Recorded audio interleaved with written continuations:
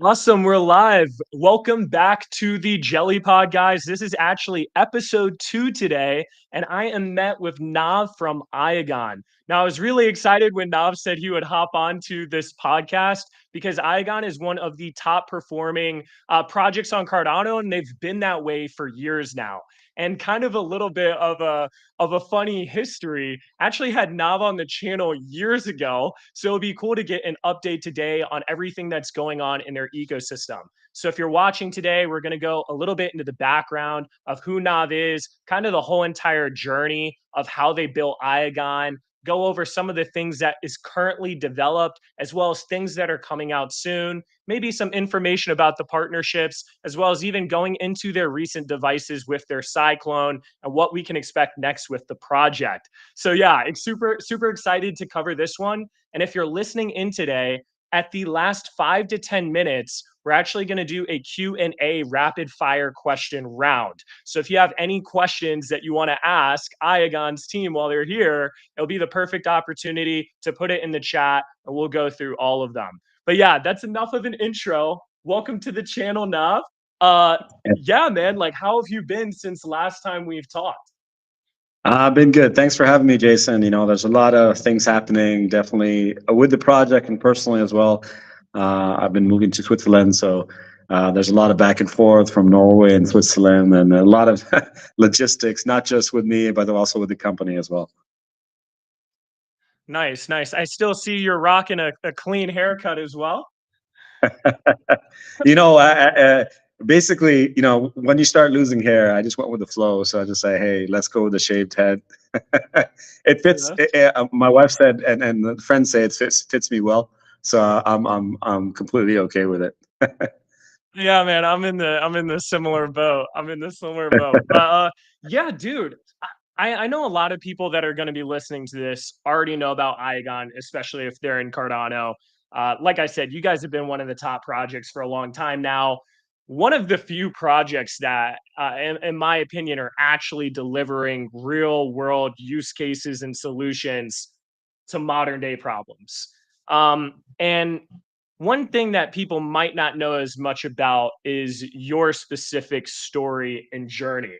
So, can you kind of go into like your background, your history, and how this sort of Iagon project came to be? Yeah, I mean, I can definitely go do that. I first was born in India. I was raised up in Canada, so I did a lot of my high school studies in programming, I learned keyboard in terms of writing in the proper way with the keyboard very early. Actually, pretty advanced at that time when computers were very relatively new and internet was a new thing. So I was introduced to computers very early.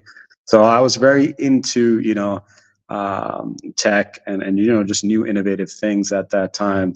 But being from an Indian background, my parents pushed me into the healthcare session. I don't regret it at all. It's led to where I am today. I did my dentistry school, did my Bachelor of Science in Canada, and then did my dentistry in Poland for 6 years, where I met my wife. And then I moved to Norway as well. And after that, I've been in Norway for about 10 years. In 2013 was when I first got introduced to blockchain. When I read the Satoshi paper, not immediately, but after a few reads, I kind of understood the general premise of it and was very interested in that, in blockchain technology after that. And I tried to apply that into my field at that time, which was in the healthcare slash dentistry field, and specifically on patient data privacy and security as well for data records. Because in the healthcare division, that was very limited. There was been at that time, also today, many data leaks, and how data was handled, and to this day, is still not been solved properly. It is not handled in a correct way. So that was the initial kind of idea, and I had my 2 startups, not related to blockchain at that time. So, and I had 2 kids during that time. So a lot of personal things came in the way between 13 and 17. Again, I don't regret any of it. Of course, the personal things are part of life and part of the process. And then I think that in 2017 is when I reapproached the idea. And then obviously I didn't have the industry expertise in terms of, computing and storage and, machine learning. So we came into the co-founders, talked to the co-founders at that time, reached out to a few on LinkedIn and the other channels, and I met a few great minds that molded the idea of Iagon. And that was Dr. Alad Harrison, who's a machine learning expert and an economics professor. And then we have Dr. Rohit Gupta, who's basically a senior manager at Google currently. He wrote his thesis paper on a decentralized compute actually in 2005. And then there's Dr. Claudio Lima, who's a former CTO of Huawei in East Asia.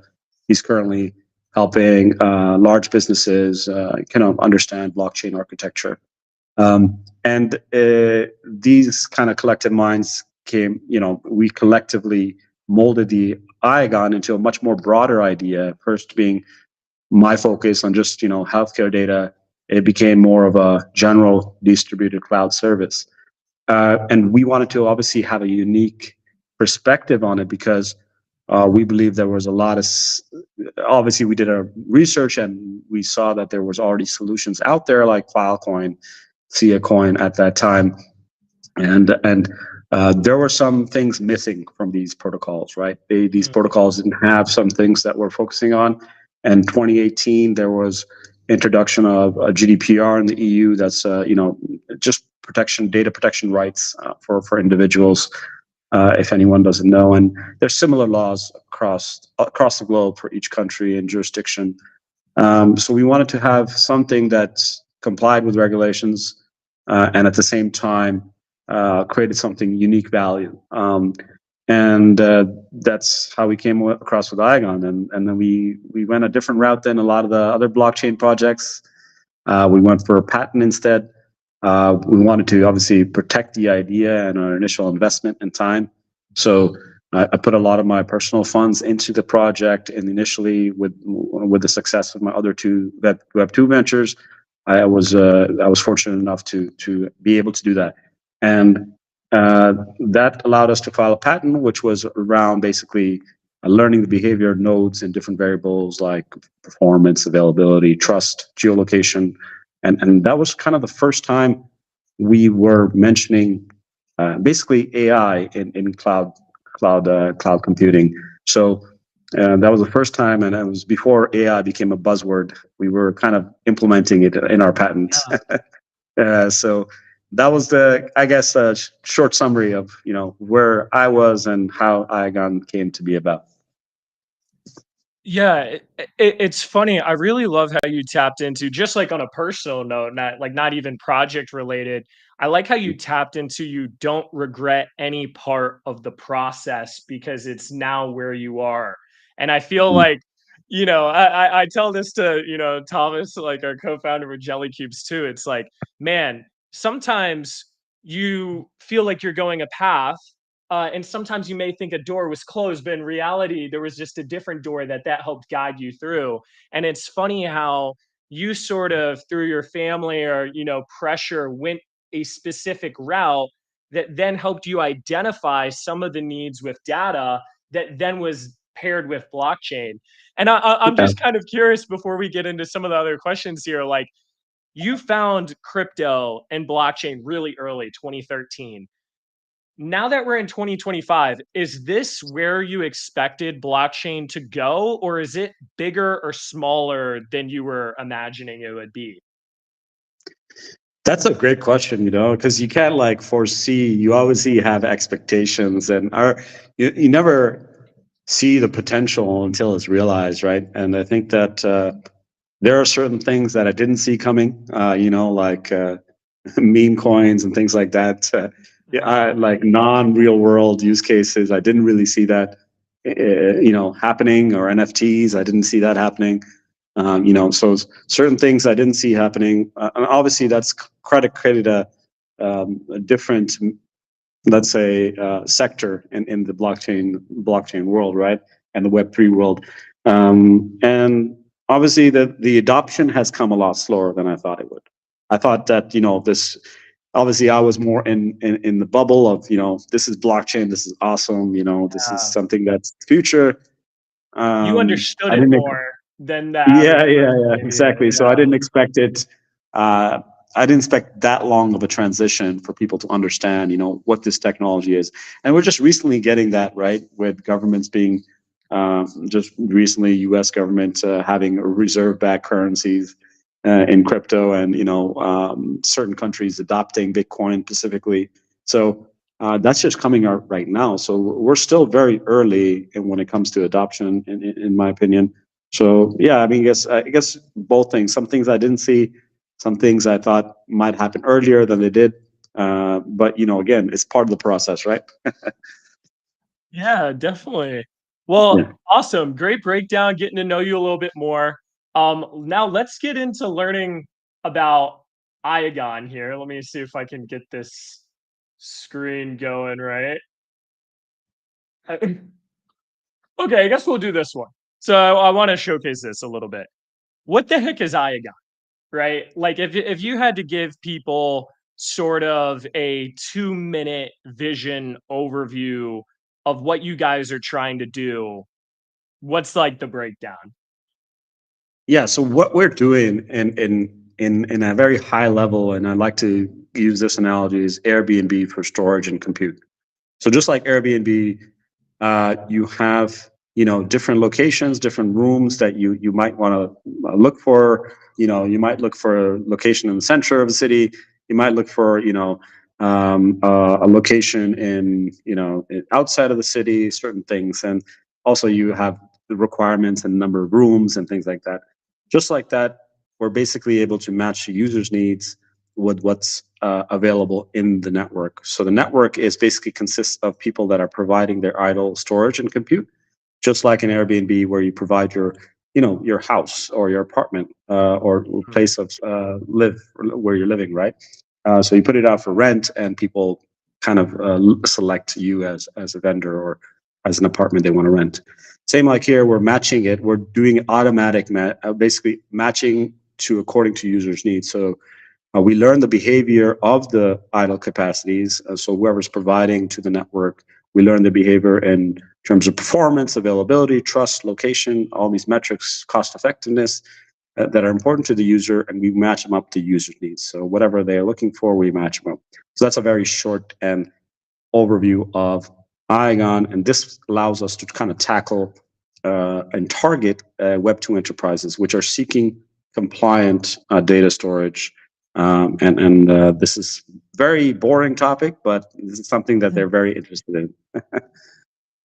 Yeah, it's kind of funny. Like it's you brought up like meme coins a little bit ago, and it's like the market right now has been so fart coin and like whatever rainbow whatever, and it's funny because this is kind of the opposite of that, where it's like super tech based, solving data needs in a compliant way, and essentially just leveraging blockchain technology to be able to do that in a way that wasn't really possible before. Now, I am a little curious here, and let me put this back. How exactly has blockchain sort of solved these traditional issues that we've seen with some of the major data providers? Like, how are you guys leveraging the blockchain to help with this? Yeah, so what we're doing for the blockchain side is the access layer. So one of the most important aspects of data regulations in terms of data specifically is in centralized realm you have something called data processors and data controllers. So like data centers and people that are processing your data, the middleman basically, and they have to follow a certain set of guidelines and regulations, and obviously they have control over data. Even if they say they don't have control of it, they can access your data at a whim if they wanted to, right? What we're using blockchain side is for the access layer. So which means that, in our architecture, uh, we have data sovereignty for the user, meaning that you have full control of your data that you upload to the network. No middleman holds the data or can access what you have on the files in a way that architecture is built. The data is sharded, encrypted, and also spread across the nodes that you select, subset of nodes that you select. And this gives you full power of your data. It's a powerful thing because you are the data processor, you are the data controller. And so we put the onus on the user for that, and that's the differentiation between us and the centralized entities out there, and that's where we use the blockchain layer for. Of course, we have also other metrics, not maybe on the functional side, but for the node side, for example, you have the token side, token economy side, which is also blockchain based, and we reward the idle capacities with IIG tokens. And the node operators have a trust bond between the network and the node operators. So they have to stake a certain amount of IIG in order to offer the idle capacity. That way, we know that they have something on the line, something to prove that they are a trustful node operator, at least from the beginning entry point. Of course, there are other variables as well. Nice. And I saw that you guys had made this post on X just this past week, kind of comparing this competitive landscape. And I don't know a ton of information about data. I'm here learning. Hopefully, other people listening in are learning as well. Has it essentially become a no-brainer situation to use a solution such as Iagon versus something like AWS that people are used to?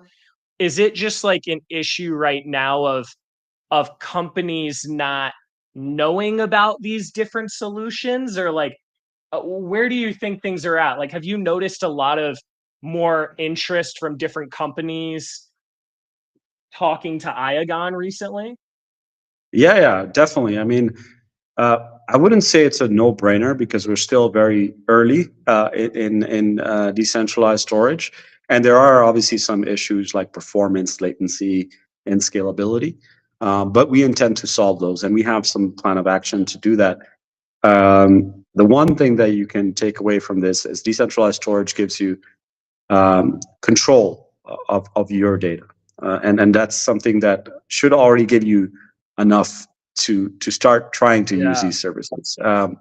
Because there's so many data leaks across the world that you want to make sure you're in control of your data first and foremost. And what we've basically done here is we've added, because of the patent, we're able to differentiate ourselves a lot from not just the Web 2 realm, but also a lot of the projects that are on the Web 3. And we've been very clear about our message, and we've received organic interest from large enterprises that understand, even though we're smaller than a lot of these Web3 projects, other storage protocols or compute protocols out there. We've received organic interest from large enterprise such as Worth Group and a Fortune 50, which is yet to be named. So it's a testament to our technology and our architecture, and also just general understanding of how it's structured. Because without that uniqueness, why would they reach out to Iagon? Why wouldn't they reach out to Filecoin or any other storage protocol out there? There's a certain differentiator between us and the competitors, and that's what's laid out there in the comparison chart. Nice. And out of the challenges that you face with Iagon, what do you think has been sort of the biggest hurdle to overcome? Like, Yeah. I'm curious, what's like the main thing that like the bottleneck, like the thing that's been the biggest challenge so far for the project, where like if you could just fix that, the project just goes insane. That's a great question. There's so many challenges when it comes to new innovative technologies, right? First of all, when you're building something new, there's so many challenges. First of all, finding the right development team. We've been through 3 development teams already, and now we finally believe we've gotten it right, and we're adding to that team, right? Getting the right people on board is definitely one of the hurdles. I wouldn't say there's one bottleneck. I would say there's a few bottlenecks to success. Um, Adoption is obviously another hurdle, right? When there are so many think about how many projects are building on Web3, right? It's just if you're uh, someone that's looking into the Web3 ecosystem, so much litter out there. How do you filter through all this information to get Yeah. the correct one, or what's the correct one for me? So that's why we filed for a patent, and that's why we put our differentiation mark out there. So we have some plans of actions for these problems. The other problem is scalability and performance, and that's going to be fixed with our Fortune 50 pilot, which has a lot of idle storage capacity through their business partners and a lot of idle compute capacity through their business partners, obviously distributed through different companies and globally. So that will put us in a very, very good situation. Once that pilot is successful, we will have a very high chance of success, getting the adoption, getting the word out there. Um, so there's always challenges, and thing is, if you're not facing any challenges, you're not doing something right. Uh, Not doing, yeah. yeah, you're doing something completely wrong. There's always, even if once you become that get the adoption, there's always some problems that come up, and you have to understand the problems mainly, and get to the root cause of it. Yeah, and also it looks like 179 people are viewing this. So I appreciate everyone for hopping in on episode 2. Once again, towards the end of this, we're going to have like a Q&A rapid fire. So if you have any questions, this is like the perfect time and we'll just like go through the list if you want to put them in the chat. But yeah, I wanted to say quickly what's up to Bomo. I saw you yesterday in here. P Dub earlier, Baldy Love going on. Of course, we got to stick together. Beard. We're only missing the glasses, man. I'm wearing maybe you I need to have get my some Ray glasses Ban here. glasses on. I have my glasses here. Oh, okay. Now we're really twinning. I wasn't putting them on because of Uh, the shade that's coming through, the glare. sweet elbow cough from Mog. But yeah. So on to speaking of partnerships. I see that you guys have made a ton of partnerships in Cardano in general. Like, I know from like House of Titans, for example, they invested in a lot of your different, I guess, storage solutions to be able to run a node, earn Iagon. I've seen some other projects as well. Can you go into any detail here of like one, what your goal is with these partnerships, but two, can you talk a little bit more about that pilot of the top 50 Fortune company, even if it's not the name of it, just like kind of what is going on there? Yeah, sure. I mean, for the Cardano partnerships that we have a bunch of them. We have House of Titans, we have Tokyo, we have Nivola. We have a lot of others as well, right? I think that. Sorry if I missed any. I do want to try to mention everyone, but it's not. Uh, we have so much limited There's a time, but few, yeah. yeah. The main thing that we want to understand is, first of all, Cardano ecosystem is very overlooked, not by the Web2 industry, surprisingly. It's by the own ecosystem, which is the Web3 ecosystem. And in order to be successful on Cardano, it takes a lot of work, right? And it takes a lot. Yes. We've been there since 2021, so we understand that it requires a lot of information. You have to build community trust, and at the same time, community is very on the edge sometimes, which is a good thing, and well, sometimes a bad thing, right? Community is very passionate, and that's one thing we can take about Cardano is very passionate community, and Yes. you have to be on your toes at all times. One thing we wanted to emphasize was to try to create as much growth in the Cardano ecosystem as possible, by supporting Cardano native projects, and I think that by doing that's why we've have a lot of liquidity on a lot of dexes. I think we have one of the most vibrant, diversified liquidity protocol reward programs out there. I think we're on 6 different dexes, if I'm not mistaken, Oh, because we nice. want to try to support everyone in the ecosystem, and in order to do, if we support each other, I think we grow as a community, and I think that's going to help in the long run, right? So we wanted to base the first kind of those partnerships, those strong partnerships within the Cardano ecosystem. It was important for us. Second is the Fortune 50. So we've mentioned a little bit publicly on what that entails. The pilot is based around running 3 storage nodes, right? So it's going to be a minimum of, I think, 1 petabyte per node. And we've just gotten approval from them. So they actually are already thinking about that in the future, meaning that if there's a success in the pilot, they already have established approval in place to continue that pilot or Oh, take the wow. next steps. So it's a great news for us that they're actually proactively thinking about this, because there's so much interest within the company, not just and it's globally. They're very interested, right? And if it's a successful pilot, what could happen potentially is we would be a white label solution and all the laptops they produce globally. um, just powerful because we get 1 million+ users instantly, in the network. So that's What do amazing, you to be mean by honest. That that we could real do. quick? Does that mean the laptops are going to be providing storage to Iagon, or they're going to be using the storage? Like, what do you They're mean going to by be that? using the storage. There's going to be a Oh, wow. default cloud software that's going to be installed on the laptops, that's going to be white labeled but powered by Iagon, which would be a powerful thing, because now you got every laptop that they produce globally in the millions using this software. That's huge. And with Yeah. that, they're essentially paying you guys, which then also pays people who are staking Iagon and running the actual storage, right? Correct. So anyone that's they will be using their subset of nodes that they're providing to the network. So one of the things is that when of these pilots, Fortune 500s come to play, they have a lot of compliance requirements, right?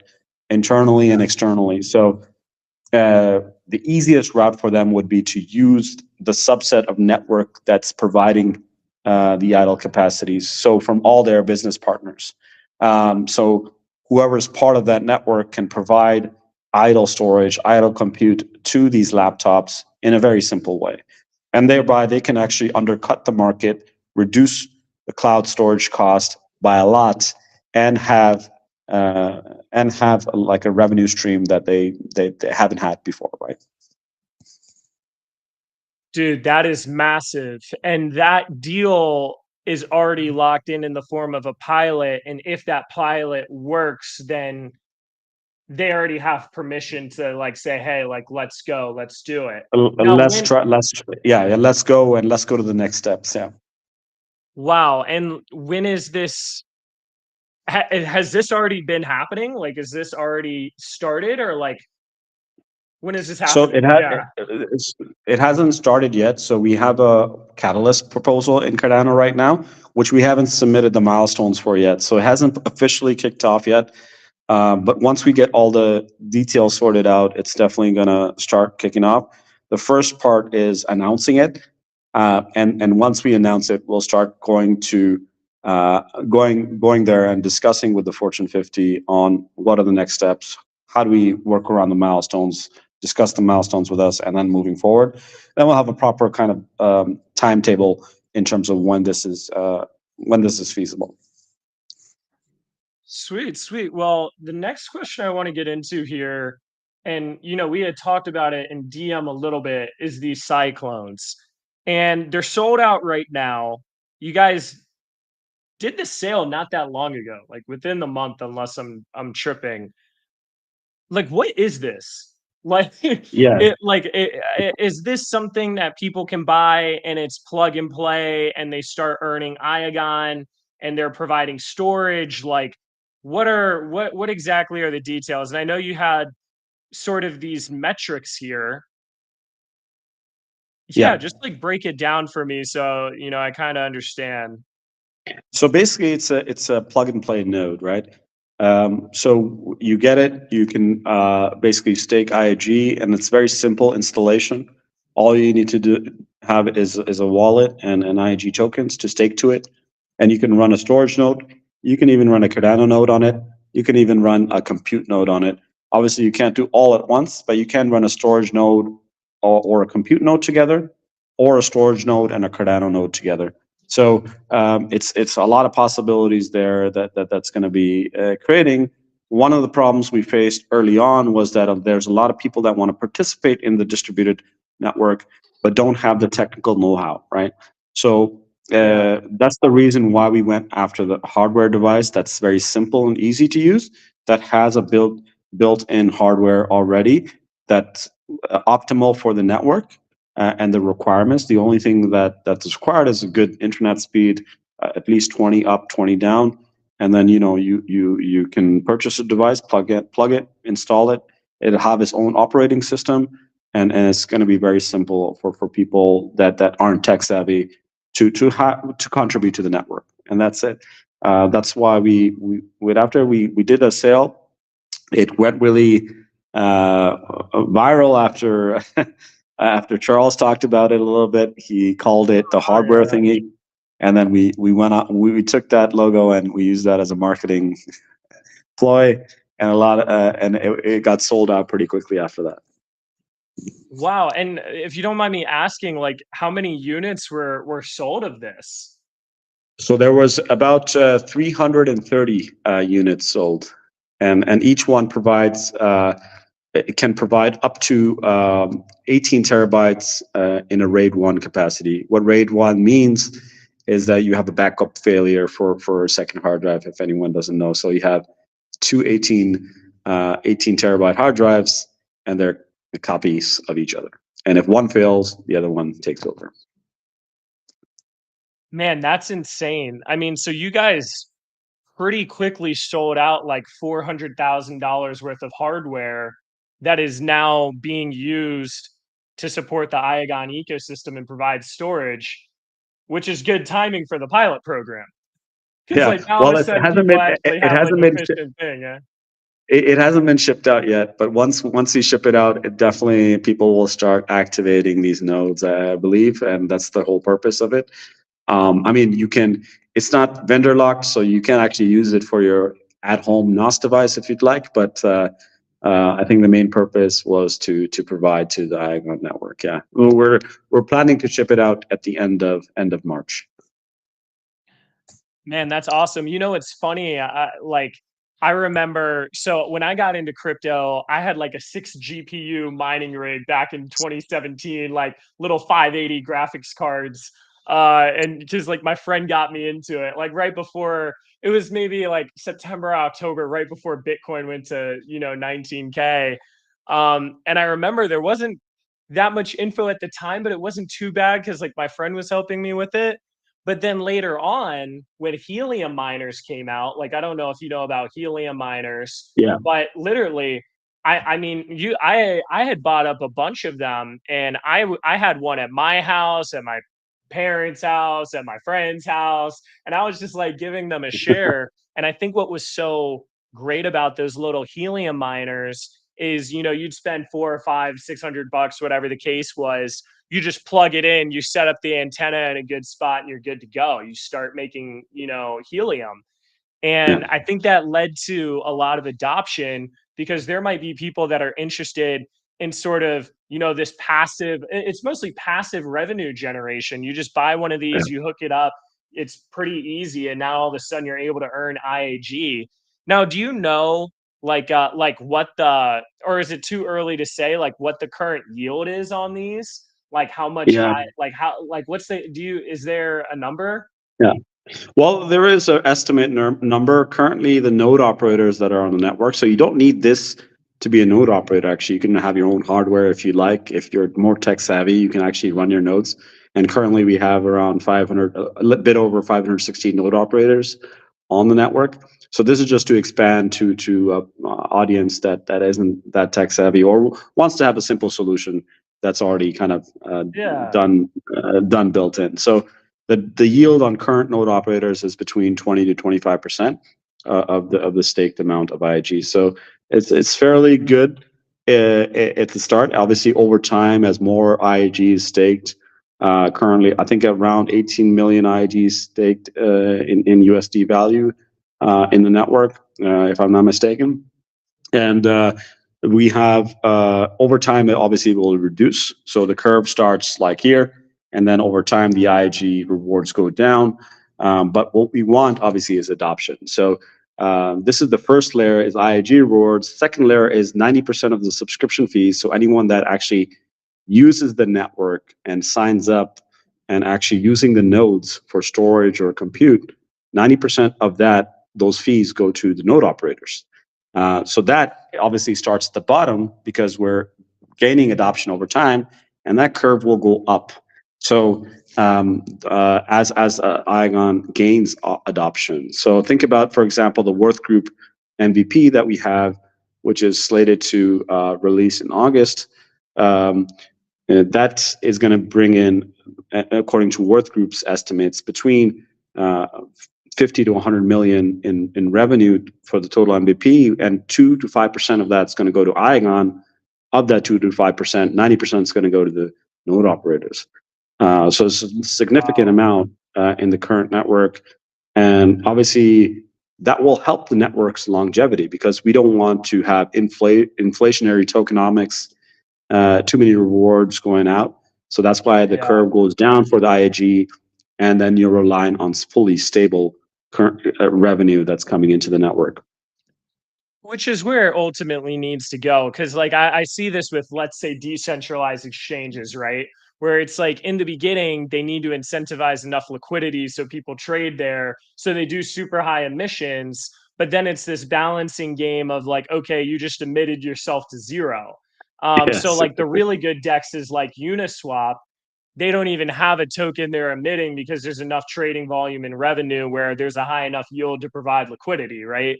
So it's one of those correct. situations with Iagon where, right now, people that are getting in, it's still more of an earlier stage for Iagon in the grand scheme of where this can go.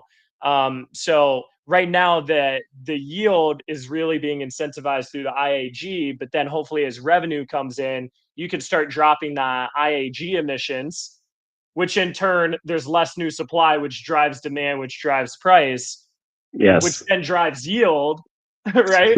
Like you can get to the Yeah. point where you're emitting less tokens, but those tokens are worth more and have a higher yield, but also being able to have Correct. the revenue factor kick in. So I Yeah. think that's smart. And then to actually run these nodes, you need to be not only having the software, like the hardware, the storage, like the Cyclone, but you have to stake the IAG to it, right? So they're Correct. So locking you up have to the stake IAG. IAG. And this is That's a just good storage we're system. talking about. Compute hasn't been kicked off yet. So we have CPU, we're going to have CPU, and then we're going to have GPU. Those programs are still to be, launched. So there's going to be a lot of IAG that potentially could be locked up once these services are offered by the node operators. And I just want to also point out that 90% go to the node operators, but the 10% go to Iagon as a commission, and part of that is used to actually buy back IAG tokens for future rewards as well. Nice. D King says I love IAG. Sweet. But dude, so and also guys, we're gonna get into the Q&A pretty soon here. So if you have any questions, whether you're on X or YouTube, they should filter through here. So feel free to put them on. Kind of my next question here. So I've been getting into AI more recently. And I actually want to focus on it a lot more in the channel because it blows my mind every time I learn about it. And that was cool about Talos yesterday. For those that are interested in AI too, that I recommend listening to the podcast yesterday. I saw that you guys have AI in the bio, if I'm not mistaken. Can you talk a little bit more about how you guys plan on using AI at Iagon and, kind of to pair with that question, what can sort of people expect next here? Yeah. So in 2018, what the vision was is creating a democratized AI that will optimize the location or spreading out of the shards of the data that's distributed. So how do I explain that? And I guess hopefully that explained in a simple way, but let's say you Yeah. don't understand it. Basically, the AI will optimize the way the shards are distributed, the shards of data that are distributed in the network. So instead of, for example, it'll be automatically spread to the best performing nodes that the user is asking for. And that's where the machine learning comes in. So the machine learning is a subset of AI, and basically we are learning over time the behavior of the nodes, which means that the AI is proactively learning how the node is performing, if they're doing any bad activity, or things like that. So over time, it will become smarter and smarter, and that will help it distribute the shards accordingly. So that's where the AI comes in play. Nice. That's awesome. So it's basically just improving efficiency for simple terms. It's Correct. optimizing and improving efficiency. Nice. Correct. And yeah, that's awesome. And as far as next updates here, so to kind of summarize so far, you guys recently sold out on these devices. That's going to be great. Shipping them out later in the month or in April. I think you said late March, right? Late March is the plan. Yes, currently. Yeah. Late March. By the way, if you're listening, it might take a little longer. I just like know how shit goes. Exactly. Yeah. Uh, Things I know. change, I'm as gonna you give you said. some buffer. I'm gonna give you some buffer. So the pilot program, you've been working on a lot of that stuff. Is there anything else that's coming up that people should know about? I heard Yeah. some So rumors about some sort of staking thing. I don't know too much about it. yeah. So delegated staking. We just got our second audit through. So we done our first audit with Vacuum Labs, the second one done with TX Pipes. And basically, what delegated staking is, we took inspiration from Cardano. Is that if you have tokens, I'm going to go back a bit. So a lot of projects, unfortunately, have this inflation, or let's say giving back to community just for the purpose of staking. We don't want to have Yeah. unpurposeful staking, if that makes sense. So we don't want to have staking that doesn't make any sense, right? Just stake IG and you earn. That doesn't make it an efficient protocol, in my opinion. So what we wanted to come up with was something where we have the people that hold IIG tokens. Well, how can they also contribute to the network? So we came up with delegated staking. What that means is that node operators, for example, are have a lot of storage, but sometimes they don't have enough tokens because it does get expensive as the storage increases, because we require about 500 USD in IG tokens per terabyte. So some people have, and storage is easy to come by nowadays, right? 70 terabytes, it doesn't cost too much, but the IG that really adds up. So we have this idle capacity, and also we have these idle tokens. So we just basically match the two, meaning that people that hold Iagon tokens can help delegate to these node operators to increase the storage capacity of their nodes.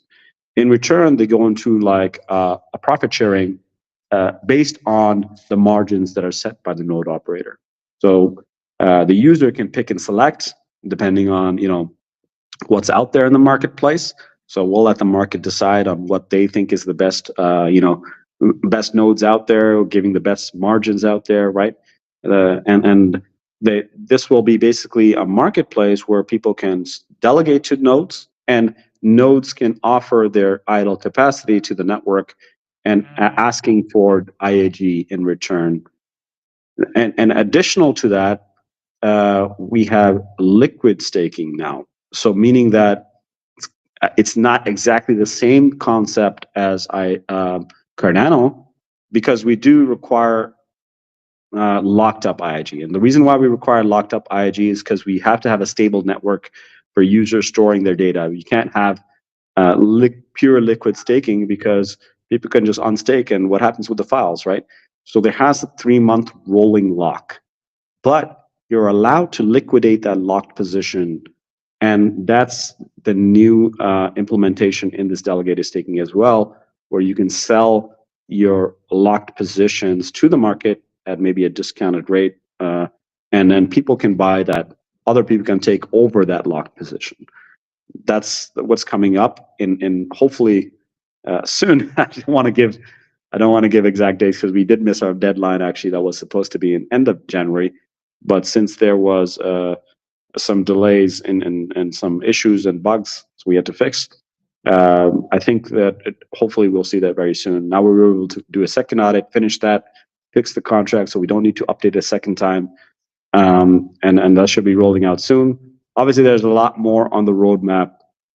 Some people forgot about we are doing a fantasy brawl, which is built on the infrastructure of Iagon. We want to showcase use cases that will drive adoption to Iagon, and fantasy brawl is one of them, which was basically a daily fantasy slash seasonal fantasy, protocol.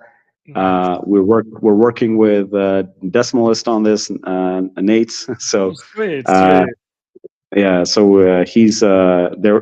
Him and his team are working on it at FluxPoint Studios, and we also have a few other things that we're working on, like the Network Explorer. We're working with the Worth Group MVP, the Fortune 50. So we're actually expanding our team very heavily because there's so many verticals in terms of development direction. Awesome. That sounds exciting, man. A lot to keep on top of. And just so I'm aware, because I hope I didn't understand this incorrectly. With the delegated staking, does this mean that I can use my Iagon and without needing to have the hardware and go through all that myself, be able to earn by allowing people that do have the hardware to increase the amount of Iagon they're staking? Correct. You don't have to have your own That's node. huge. Yeah, That's yeah. huge. You guys needed Correct. to do this, honestly, Yeah, because I yeah. think that's just like such a major friction point. Because, okay, there are people that are educated enough to run these hardware things, right? Thingies.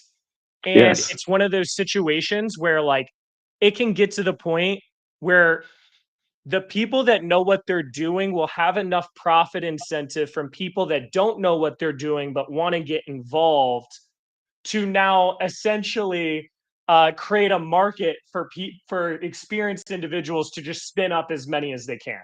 Because now, if Correct. they can attract enough IAG from people that might want to buy something but don't, they want to be passive with it, you're Correct. essentially unlocking the ability, which is huge. Like, I think Yeah. what's going to end up happening is you're going to have more people see the value in Iagon from a passive investment rather than them needing to actively do something to maximize it. Because it's one of those situations where it's like, if you have Iagon right now and you're just kind of holding it, you're not maximizing the actual value of the token. And now you kind of made the best of both worlds where you just created that incentive for people to do this. People that already know what to do this more, and people that Exactly. don't know what to do to actually benefit. That's huge. Exactly. Um, Wow. Okay. Yeah, that's actually one of the biggest things you've said today, I think, because I see a lot of times with these DPEN projects, people just like not wanting to deal with it, right? Like, you're trying to convince people to do all this shit instead of just, hey, let me, Yeah. Exactly. delegate here. Yeah. So now Awesome, you can man. actually quick delegate as well. So you don't have to scroll Yeah. through a bunch of nodes and delegate per node. There's a quick swap and a quick delegate feature. So meaning that, hey, I have 40,000, automatically delegate to the best nodes available in the network. Simple. And then you just delegate, and then it'll tell you these are the nodes you're delegating to, and you delegate. That's it. Sweet, man.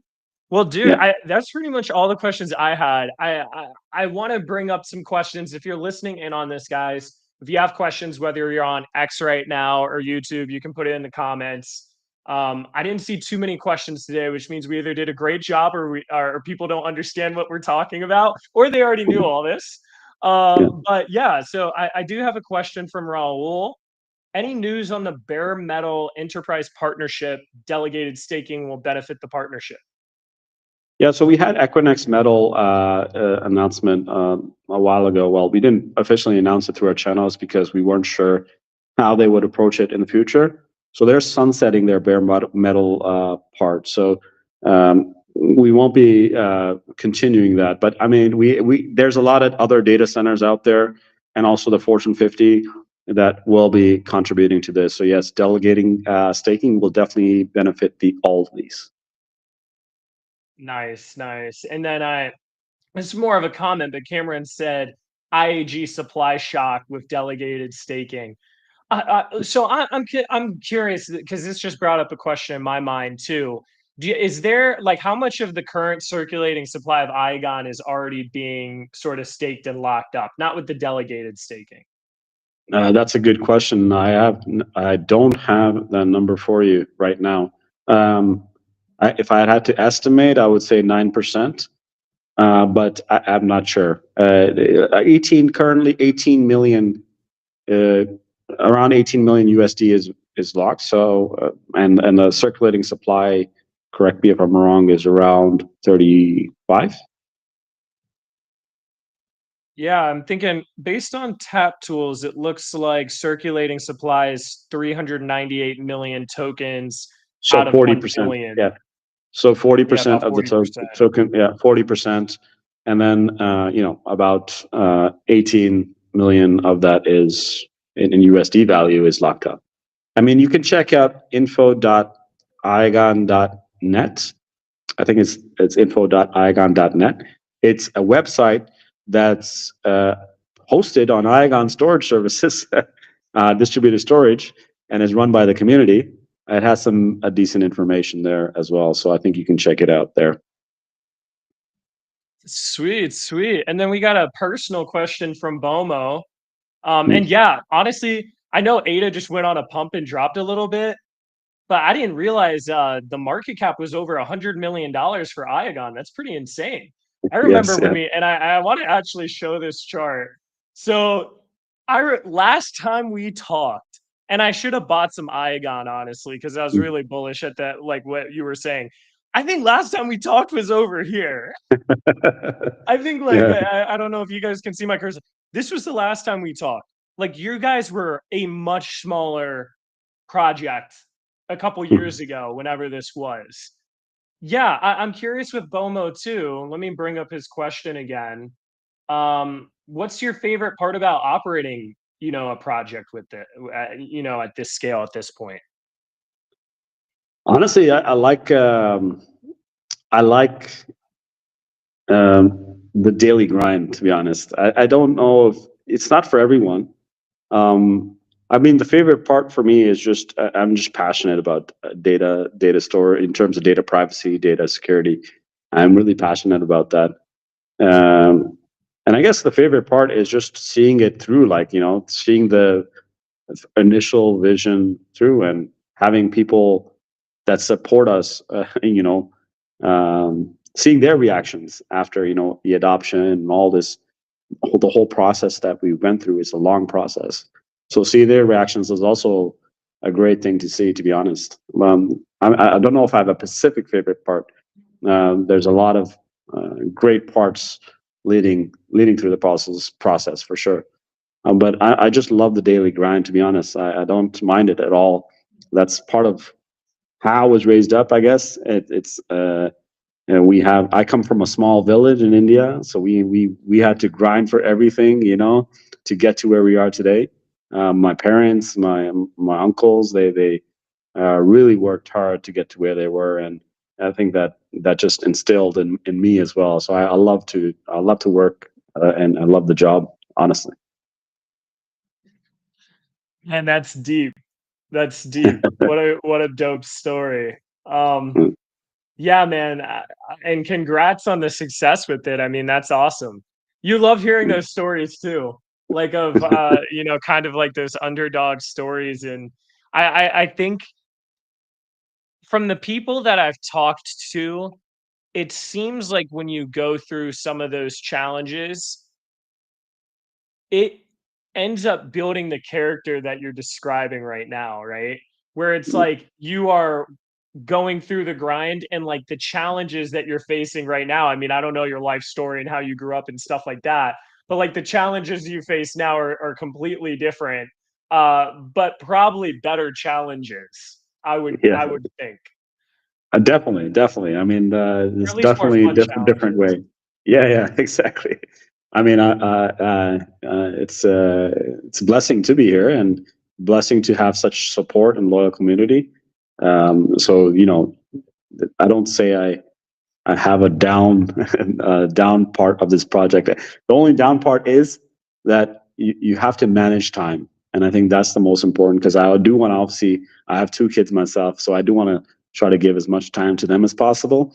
So that's the most challenging part of the project, to be honest. Managing my time, my personal time, and making sure that I'm there for the kids through especially in the early days, because that's when the kids really want the attention, right? And when they get older, they're kind of on their own, right? More independent. So I think it's important in the early days to so that's the most challenging part. Yeah. Awesome. Well, guys, we're pretty much at the end here. Looks like 337 people tuned in today, which is insane. Appreciate everyone that's joined in. And if you enjoy these sort of podcast episodes, I'm going to be doing them a lot. We actually have a whole schedule on our X already for this week. I already have like 6 we're doing. And tomorrow we're doing Dex Hunter as well as a Bitcoin ordinals project. Pizza Ninja is one of the top ordinals projects, which is cool. And yeah, I appreciate everyone listening in. Nav, was there anything you wanted to say before we wrapped up the live stream today? Yeah, appreciate you having me, Jason, and thanks for spending your time with us. And everyone who listened in, check out iagon.com. All of our socials are in the footer. So if you have any questions, we have a very active community on Discord.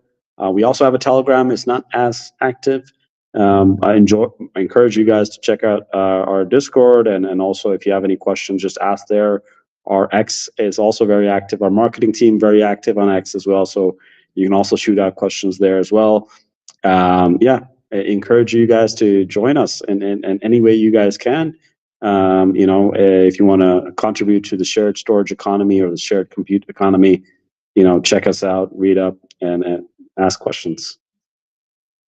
Sweet. Hell yeah. And real quick too, for people that tuned in late, the full live stream, I believe, gets saved on both X as well as my YouTube channel. So if you missed this and want to watch it back, it should be there. But yeah, appreciate everyone coming on. Great talking to you, Nav. Congrats on the success as well. Super excited to see where this goes. And yeah, good luck on the delegated staking. I think that's actually going to be a massive game changer. And let me say, there's someone who said something. IAG is your project's favorite project. Nice. IAG, D King as well. Awesome. Awesome. Well, I think we'll wrap it up there.